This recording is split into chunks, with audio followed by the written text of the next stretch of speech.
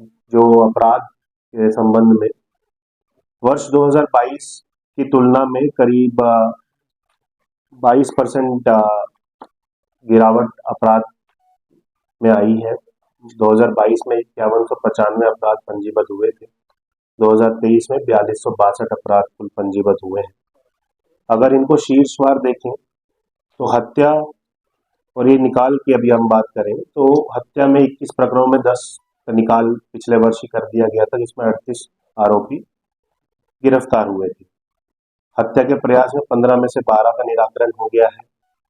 महिला संबंधी अपराधों की जहां तक हम बात करते हैं, सभी ट्रकर एसोसिएशंस या जितने भी लोग हैं जिनको ये संशय है कि कोई जो नया कानून आया है, नए कानून में आके उनको कड़ी सजा है, उसके बारे में भी मैं बिल्कुल स्पष्ट बताना चाहूंगा कि नया जो प्रस्तावित कानून है उसके हिसाब से अगर कोई भी व्यक्ति उपेक्षापूर्ण या लापरवाही पूर्ण तरीके से गाड़ी चलाता है, उसकी गाड़ी से एक्सीडेंट होता है, वो बिना पुलिस को या मजिस्ट्रेट को सूचना दी वहां से फरार हो जाता है और उस व्यक्ति की मृत्यु हो जाती है जिसको चोट लगती है, उस केस में ही खाली 10 साल तक की सजा का प्रावधान है। जुर्माना में कोई 7 लाख 10 लाख का कोई जुर्माना नियत नहीं है, सिर्फ जुर्माना जो पहले भी नियम में था वैसे ही जुर्माना नियत है। अगर सूचना समय पर वो दे देते हैं, इवन मृत्यु भी हो जाती है जिनका एक्सीडेंट होता है, तो 5 साल तक की ही सजा है, उसमें भी जुर्माना नियत नहीं है।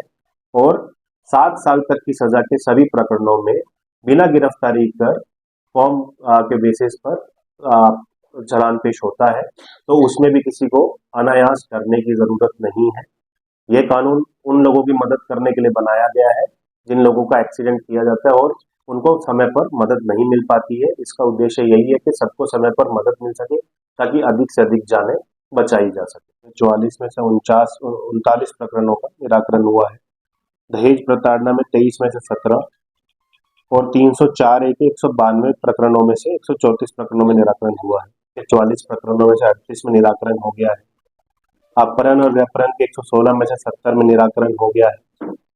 जब हम प्रॉपर्टी ऑफेंसेस की बात करें तो लूट के 3 में से 2 निराकरण हो गया है। नकबजनी के 127 में से 60 प्रकरण में निराकरण किया गया है।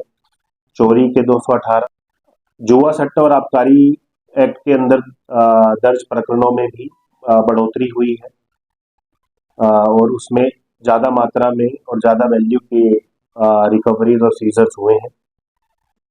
चुनावी वर्ष होने की वजह से गुंडा बदमाश पर खास विशेष कार्रवाई हुई थी। 14 लोगों का जिला बदर की कार्रवाई भी की गई थी।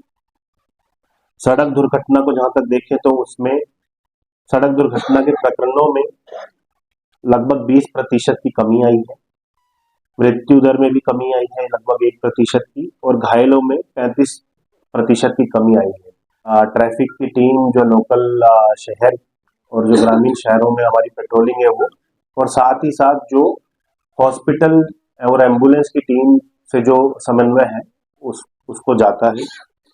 इसके अलावा जो हमारे चलानी कार्रवाई में काफी बढ़ोतरी हुई है, जिसका भी एक बड़ा कारण है कि लोगों में थोड़ा अवेयरनेस बढ़ा है। हालांकि अभी भी इस पे बहुत काम करने की जरूरत है। हेलमेट लगाना, सीट बेल्ट पहन के चलाना, नशा करके गाड़ी ना चलाना, इन चीजों में अभी भी और भी काम करने की जरूरत है।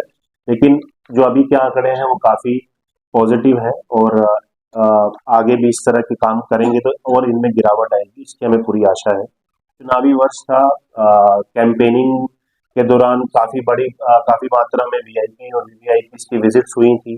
बहुत ही कम अंतराल में जानकारी मिलने पर भी इन सभी विजिट्स को, चाहे वो माननीय प्रधानमंत्री जी की हो, गृह मंत्री जी की हो, या और भी जो हमारे वरिष्ठ नेता हैं अलग अलग पार्टीज के, उनकी विजिट्स हो, सभी में बाकायदा सुरक्षा प्रदान की गई थी और बिना किसी घटना के, बिना किसी इशू के ये सारी विजिट्स हम लोगों ने सफलतापूर्ण संपन्न कराई थी, जिसमें ना कोई वीवीआईपी या वीआईपी या प्रोटेक्ट की कोई इशू हुआ, ना ही पब्लिक को किसी तरह की कोई समस्या आई। राजनांदगांव पुलिस की तरफ से हमारी सभी लोगों से ये अपील है कि किसी भी तरह की अफवाह में ना आ जाए, उससे प्रेरित होकर किसी तरह का भी तनाव या भय में ना जाए। राजनांदगांव जिला में सभी पेट्रोल पंप्स में, सभी जो गैस सिलेंडर्स के सप्लाई सेंटर्स हैं, सभी जगह पे पर्याप्त मात्रा में पेट्रोल और डीजल उपलब्ध है।